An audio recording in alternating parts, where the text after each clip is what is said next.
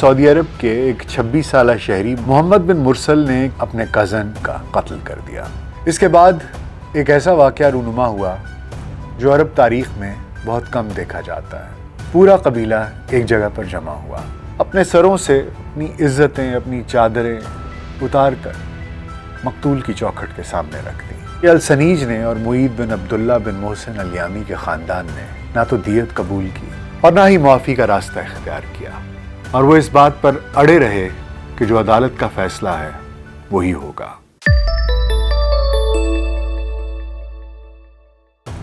VLC pod cost کے ساتھ doctor ناصر bag آپ کی خدمت میں حاضر ہے۔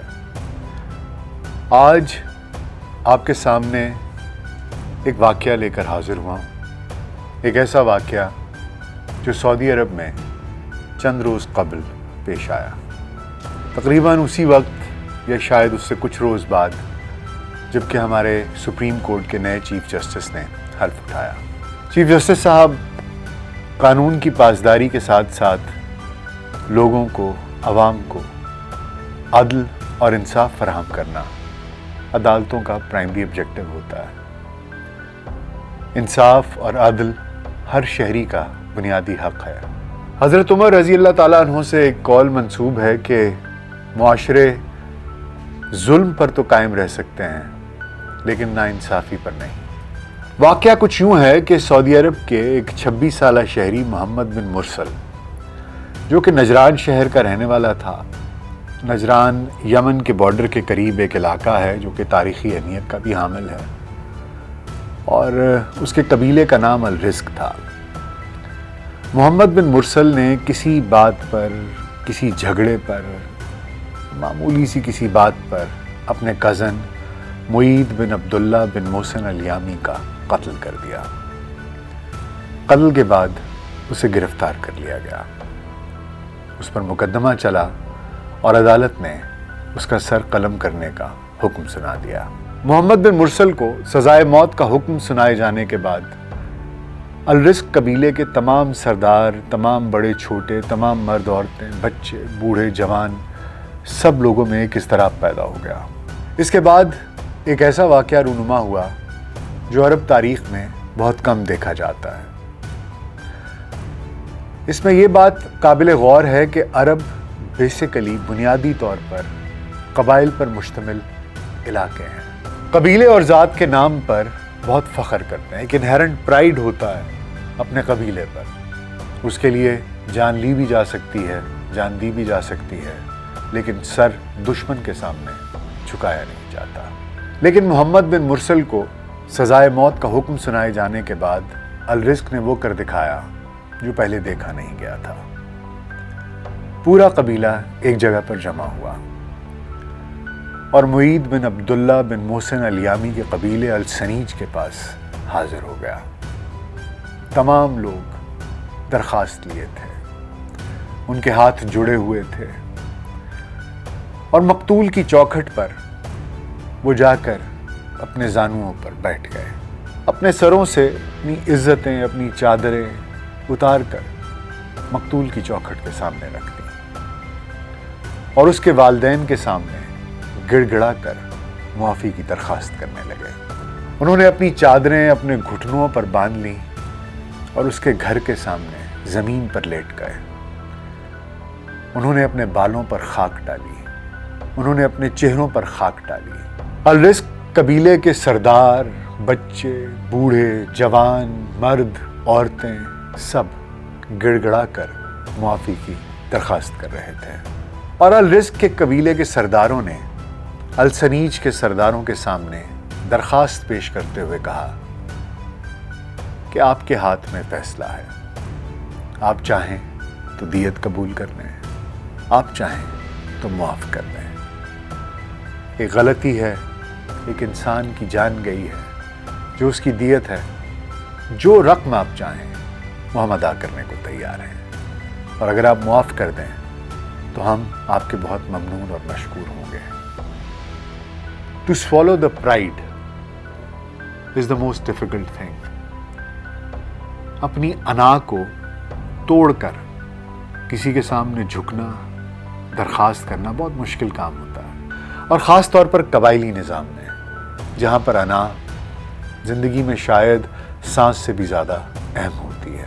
یہ تمام التجائیں، یہ تمام دعائیں، یہ تمام رونا، یہ تمام درخواستیں، گڑ گڑانا کسی کام نہیں آیا، کیونکہ السنیج نے اور معید بن عبداللہ بن محسن الیامی کے خاندان نے نہ تو دیت قبول کی اور نہ ہی معافی کا راستہ اختیار کیا، اور وہ اس بات پر اڑے رہے کہ جو عدالت کا فیصلہ ہے وہی ہوگا۔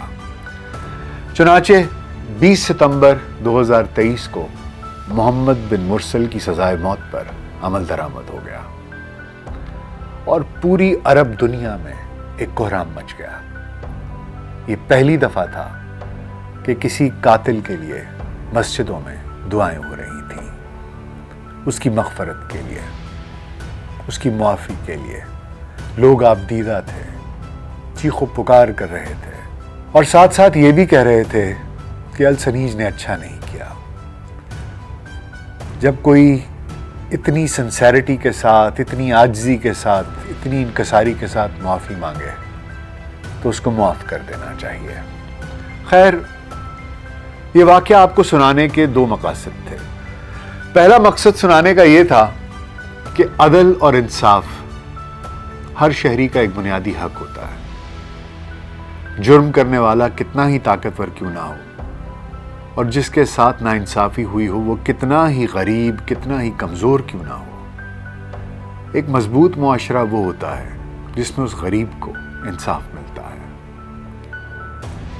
ہمارے معاشرے میں، پاکستان میں گزشتہ دہائیوں میں، ماضی بعید میں، ماضی قریب میں ایسے بہت سے واقعات ہیں جہاں پر لوگوں کے ساتھ ناانصافیاں ہوئیں، ان کی جانیں چلی گئیں، لیکن پوچھنے والا کوئی نہیں تھا۔ لوگوں کے مال لٹ گئے، اسباب لٹ گئے، عزتیں لٹ گئیں، لیکن ان کی سنوائی نہیں ہوئی۔ اور دوسرا مقصد یہ تھا کہ جب ایک جرم ہو جاتا ہے تو اس کے بعد عدل ہوتا ہے۔ عدل ہمیشہ تکلیف دہ ہوتا ہے، مشکل راستہ ہوتا ہے، اسے چننا آسان نہیں ہوتا۔ جب غلطی، کوتاہی ہو جاتی ہے تو اس کی سزا ملتی ہے۔ اس کو معاف کرنے کا اختیار صرف اس کے ہاتھ میں ہوتا ہے جس کے ساتھ زیادتی ہوتی ہے، اور یہ اختیار اس کو کسی انسان نے نہیں بلکہ رب نے دیا ہے۔ اور رب کے قوانین میں انسان نے جب جب مداخلت کی ہے اس نے نقصان ہی اٹھایا ہے۔ آپ اپنے ارد گرد نظر اٹھا کے دیکھ لیں، انسان جس ہیجان کی کیفیت میں ہے، جیسے دیوانہ بنا پھرتا ہے۔ غالباً قرآن میں ایک آیت کا ترجمہ کچھ اس طرح سے ہے، ایک اس کا حصہ ہے اگر مجھے بھول نہیں رہا، تو کہا جاتا ہے کہ یہ ایسے دیوانے ہو جاتے ہیں کہ جیسے انہیں ابلیس نے چھو لیا ہو، شیطان نے چھو لیا ہو، کچھ اس طرح کی بات ہے۔ میں آج کی دنیا کو، آج کے معاشرے کو دیکھتا ہوں، اس کے ہیجان کو دیکھتا ہوں، اس کی دیوانگی کو دیکھتا ہوں، تو مجھے ایسے لگتا ہے جیسے اسے ابلیس نے، اسے شیطان نے چھو لیا ہے۔ خدا کے بنائے قوانین، خدا کی جاری کردہ حدود انسان کے لیے ہیں۔ مینوفیکچرر کو پتہ ہوتا ہے کہ میں نے مینول میں کیا لکھنا ہے۔ ہمارا خالق خدا ہے، اللہ سبحانہ تعالیٰ ہے، اور اس نے اپنے مینول قرآن میں لکھ دیا ہے، یا اس سے پہلے کی الہامی کتابوں میں لکھ دیا ہے، اور آخری کتاب the latest manual, the latest edition of the manual قرآن میں لکھ دیا ہے کہ انسان کے لیے کیا چیز ضروری ہے، کیا نہیں ہے، کون سی حدود ہیں جن کے قریب جائے گا تو نقصان ہوگا، اور ساتھ ساتھ یہ حکم بھی دیا ہے کہ ان حدود کے قریب مت جاؤ۔ اب یہ فیصلہ میرے اور آپ کے ہاتھ میں ہے کہ ہم نے خدا کی حدود کو پار کرنا ہے کہ نہیں کرنا ہے، ان کے قریب جانا ہے کہ نہیں جانا ہے۔